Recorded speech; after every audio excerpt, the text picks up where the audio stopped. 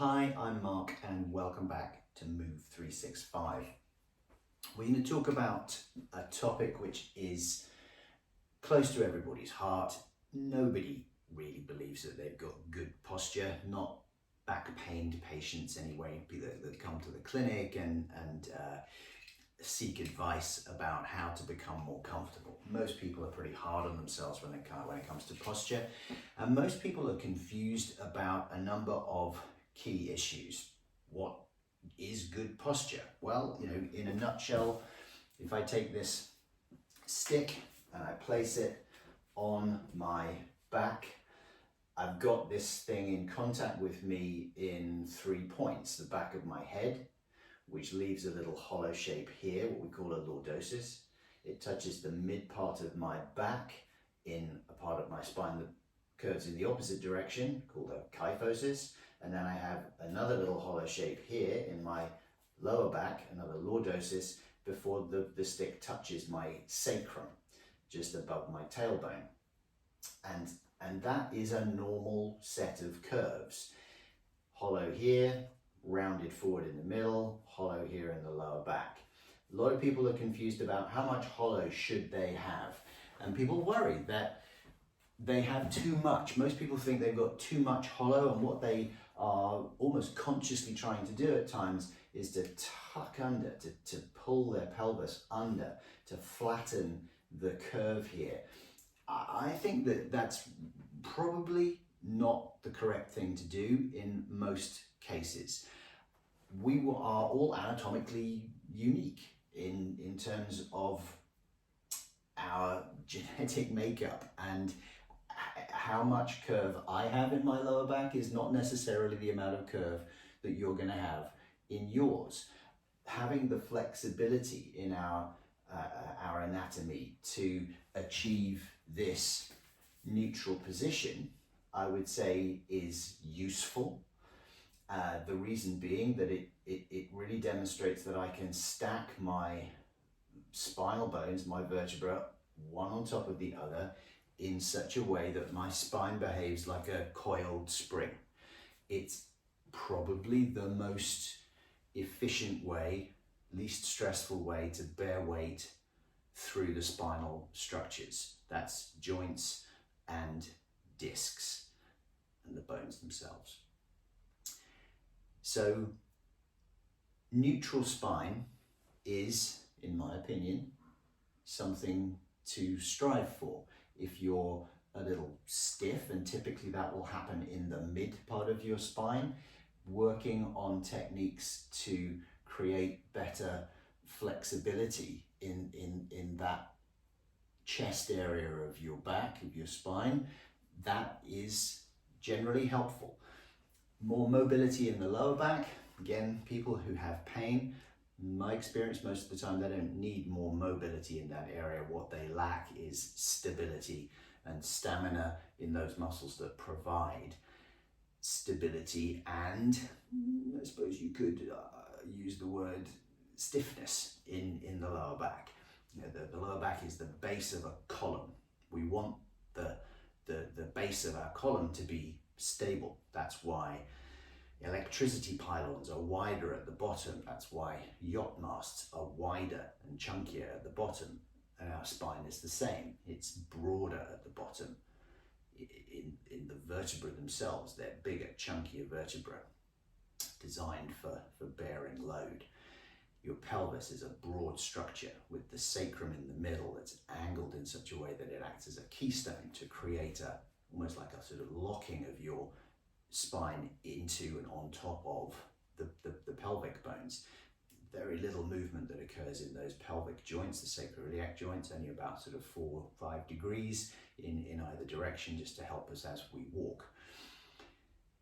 So good posture, get a stick, get a broomstick or something, and see whether you can do this. See whether you can stand comfortably with this stick in contact with 3 points: your sacrum, so that midpoint between the little dimples of your pelvis, in the mid shoulder blade area, should be contacting your spine there. And can you comfortably retract the head so that your ears are on top of your shoulders, and you've got this nice little hollow shape in here.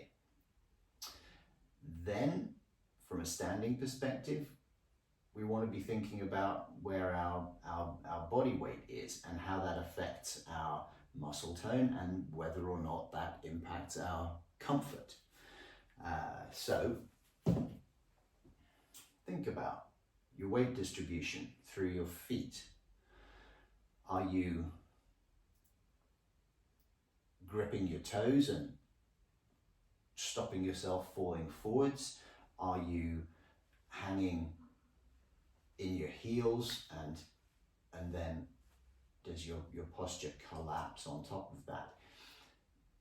We want to be thinking about trying to stand tall, and we want our weight distribution such that the muscles that we can feel either side of our spine, you can put your thumbs into those muscles adjacent to the center line, and you can feel the tone in those muscles.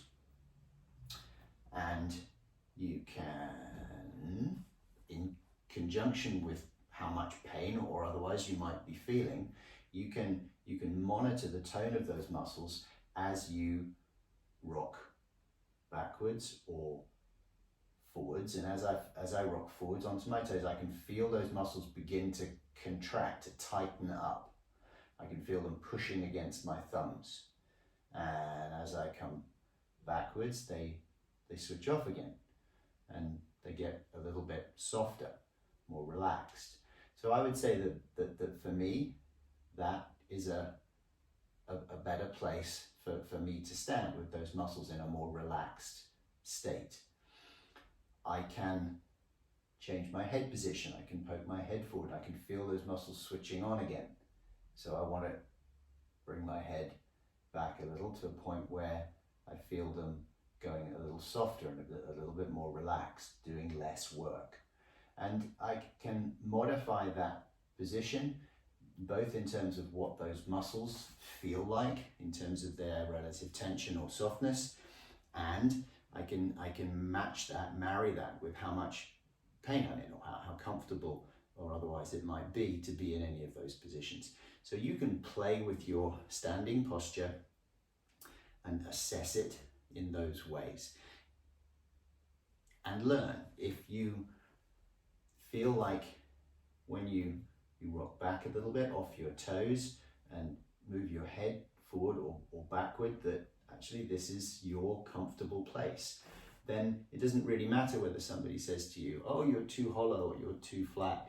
If that's your comfortable place, that's your comfortable place. And that's probably where you should be. Certainly for now. You know, it might change as your spine changes, as your condition changes, modifies with exercise or with treatment that you're getting, then you might find that your requirement for that postural position also adapts, and you can adapt accordingly. But you should find your comfortable posture. And coming back to our neutral spine position, if you have what is quite a common fault in your posture, that actually you're a little stuck in your upper back, can't bring the head back comfortably to touch the stick here, then there are exercises that I'll show you on the channel that will help you to free up that upper back and help you to bear load through the lower back and up into the neck in a more neutral, less stressful, less potentially damaging way. So stick with the channel, please subscribe, give us a thumbs up, share with your friends, teach somebody what you've learned today, and I'll see you on the next video. Thank you for watching.